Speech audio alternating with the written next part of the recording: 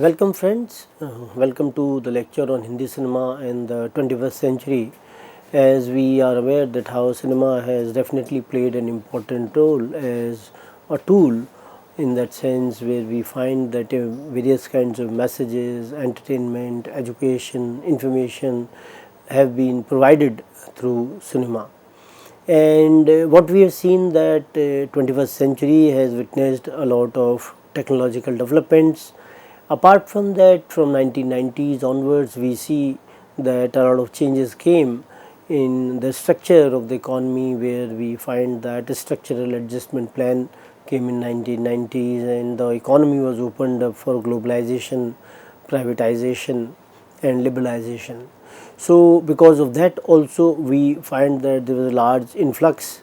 of various kinds of multinational corporations in India, various kind of tie-ups which happen between the Indian media channels and other foreign media, because of which we find various kinds of changes which came in Hindi cinema from 1990s onwards, and they were reflected especially in the 21st century, where we find that the production, exhibition and distribution of cinema changed a lot. And when we also see that when cinema comes to the scene,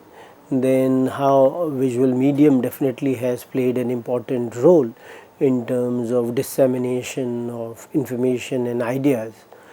And recently we have seen that how the OTT channels, over the top channels in the media, has also played an important role in terms of taking the cinema in the hands of the masses, where all these platforms are not only available on television but they are also available on the smartphones, and we see that how individual audience is consuming the films and the OTT series on their mobiles and tablets. So we see that how cinema is also concerned with political cultural changes, how it is also concerned with the socio-economic changes, and it is some sort of a tool in guiding and enlightening on these kinds of issues.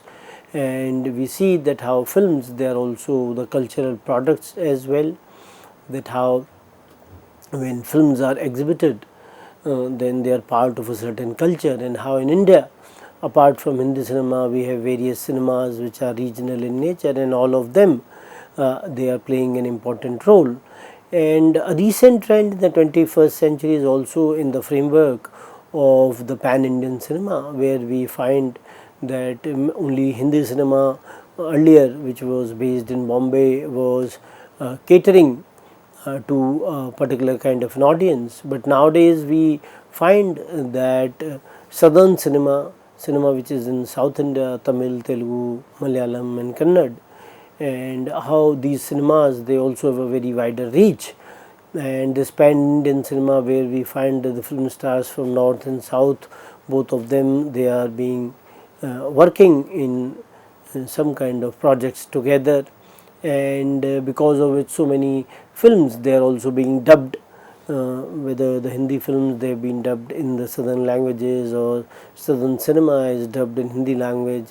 And we also find that films are also simultaneously made in different languages. So all this definitely has opened a lot of markets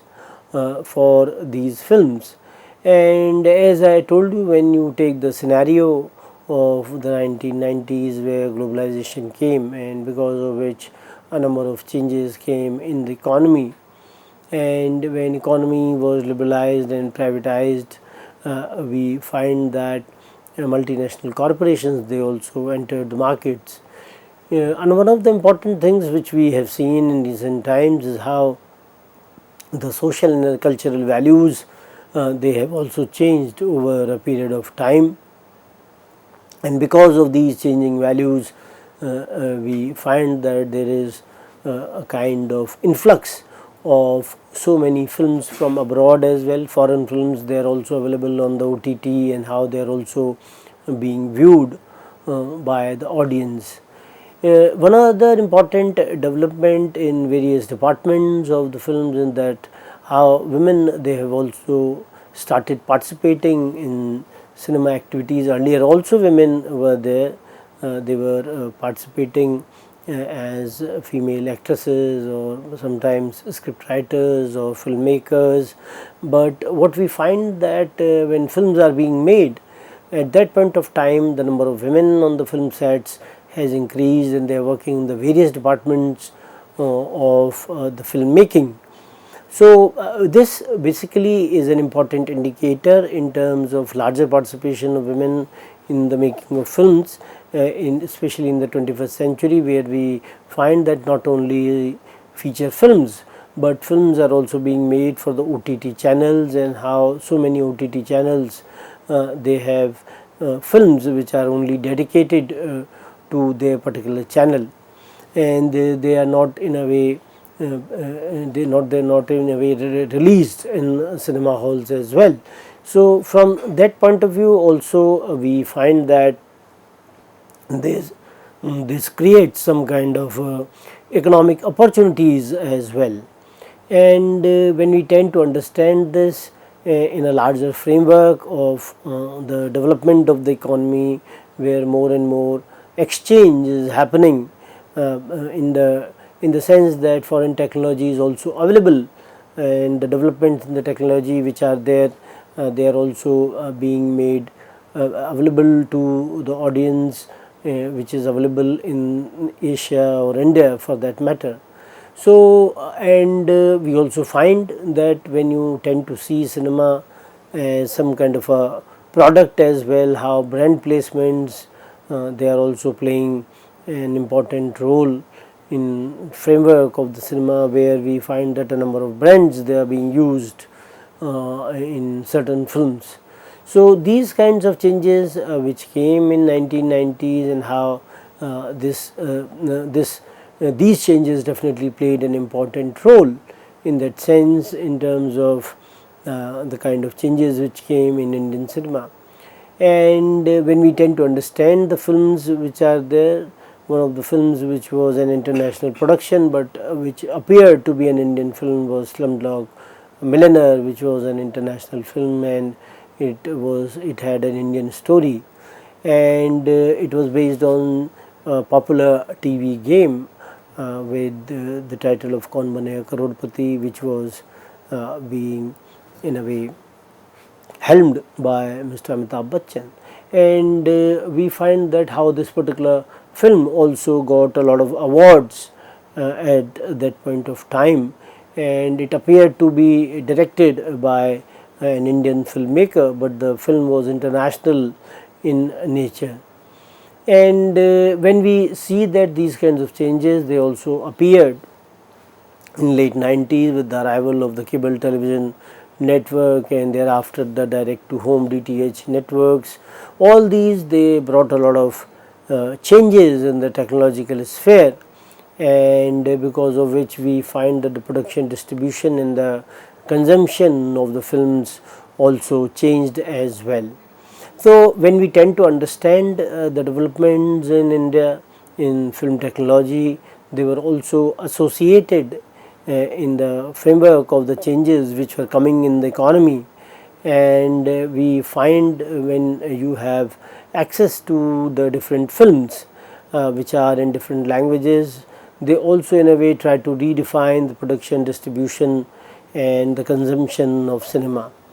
And another important development was the arrival of the multiplexes during this time, and where we could find that specific films with a specific target audience could be released in these multiplexes. And when you talk about the big studios and how these big studios were making many films on the many films were on the floor, where they were making films many films at the same time. And we also see that when these big studios were making many films, then they were also using sets of one film for another, and thereby reducing the cost,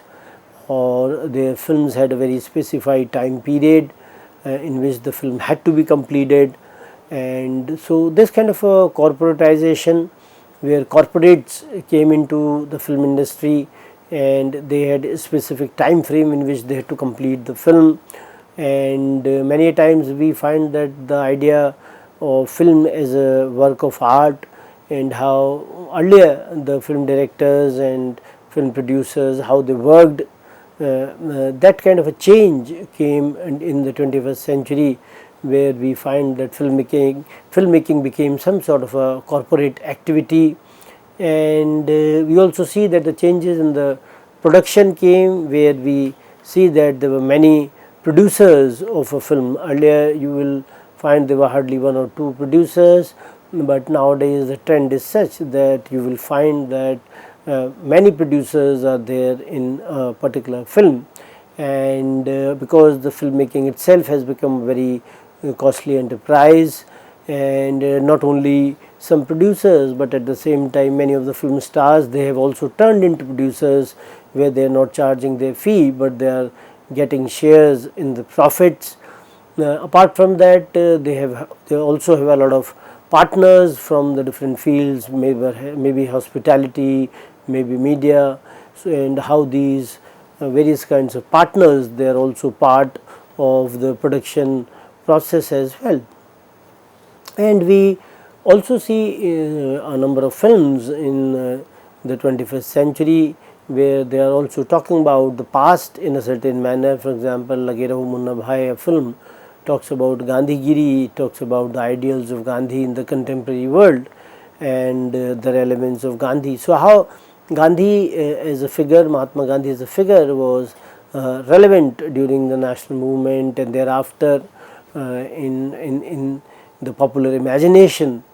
And apart from that, how the filmmakers have also tried to portray Mahatma Gandhi in films, and how they have tend to see Mahatma Gandhi in different kinds of media. And when you talk about the kind of changes which came in the economy, we find they are how closely linked to cinema. And cinema also saw a lot of changes, where we find the decreasing cost at the production was one of them. And how these kinds of losses they were being managed was in the framework of making films in a framework of well organized film factories. And these film factories, they were concerned with the timelines of making the films, and as the films, they were shot on the fixed schedules, and they were in a way being made on the less stock, and the recycled sets, they were also being used. So this involved in a way a lot of pre-production, preparation of work, which was not there in the earlier times. And many times we find that films, they were being made in a number of years, and which in a way increased the actual cost of the film. And in recent times, especially in the 21st century, because of the preparation of the pre-production, we find that less time is comparatively taken in making a film. We also see that how in film finance, institutional bank loans, private equity, venture capital from the institutions and private sources, they are being given directly or through investment vehicles and companies. And it is some kind of a change in the 21st century, where film finance could be made available through the various channels to the filmmakers. And we also see that how filmmakers, many times they have sought finances from the people through the social media as well, and how these people, those who in a way invested in the films, they got profit sharing in the film collections and recognized as co-producers in film. And Unir's IM won 2 national awards, was a crowd-funded film. So crowdfunding was there earlier as well, and before this also we find an instance where crowdfunding was used as an instrument where films, they were being financed. And Unair, who made this film, he talks about how the 400 investors and IM got acknowledged as co-producers in the film, and they shared the profits as well, because it in a way reduces the risk of investment, and how they become part of the funding. As I was telling you that before Unair's IM, Manthan was a film by Shyam Benegal in 1976, which was based on the story of pioneering milk cooperative movement of Varghese Kurian, who was the father of white revolution in India, which led to setting up a local milk cooperative in Anand, Gujarat, which became very famous as Amul.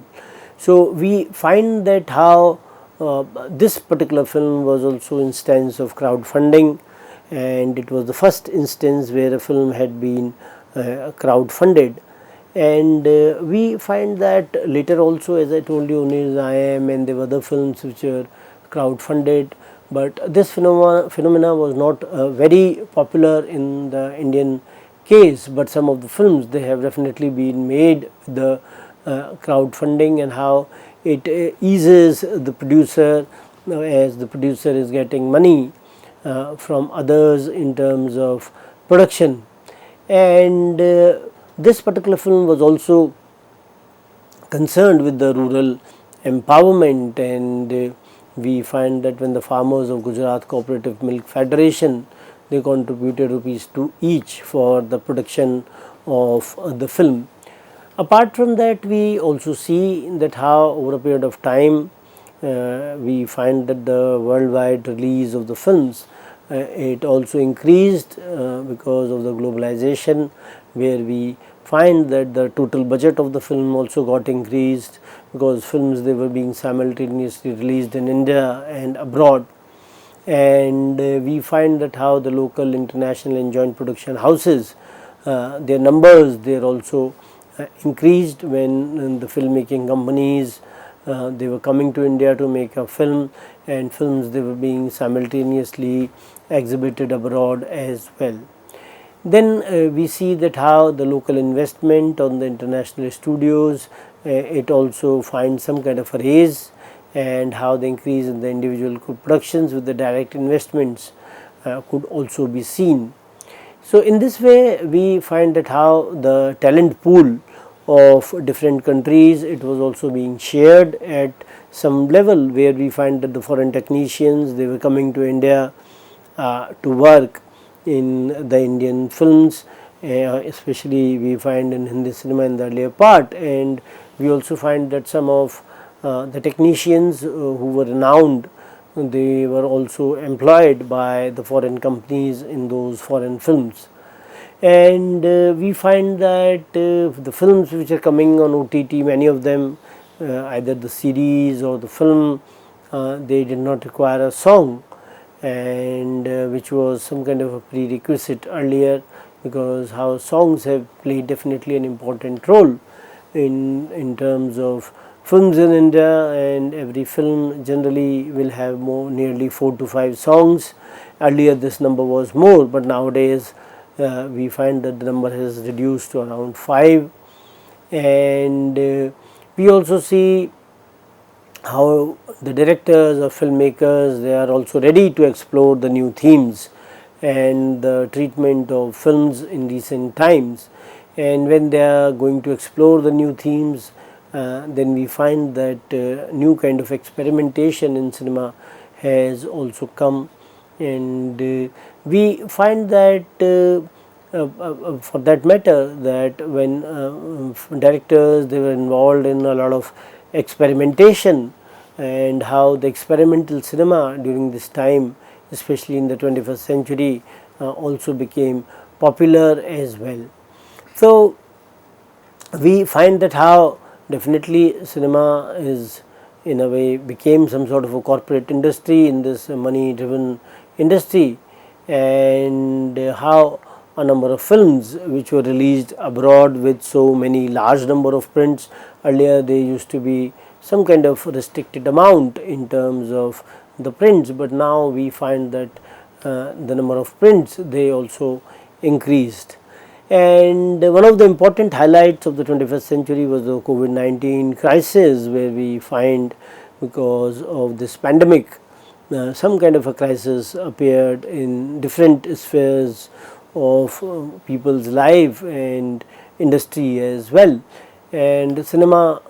we find that how people, they come together in the cinema theaters, and then they watch film collectively. And COVID-19 pandemic wanted each of us to live separately, and we should not come in contact with each other. So definitely any kind of activity where people are collectively watching a film for that matter, or they are together for even watching some kind of cricket matches or football matches, or any kind of sporting activity they are gathering for that matter, going to temples or mosques or churches. So all of that got affected, and that is why we find a number of film festivals, they also got cancelled or postponed, and many of the films which are ready for exhibition at that point of time, either they were being delayed indefinitely, and it was not decided when actually they would be released. So in that sense, big release, they were also postponed during that particular period, and we find that how web series, TV and all sorts of shooting was also halted, because of which we find that some kind of a crisis in the lives of the daily wage employees could also be seen. We also see that how the theatres, when they were unable to screen the films, and how the artists as well as the daily wage employees, they were struggling at that point of time, and then CINTA, which is an artist association body, it appealed to the Hindi film actors to make donations and to help the daily wage workers. So these kinds of associations of the artists and the workers, they also came in support of these artists and workers, and they were making all sorts of appeals to the film actors to contribute so that donations could be given, or support could be given to the people, those who have been associated with the film industry for a very long period of time. And we see another kind of a change where we find that how streaming was an important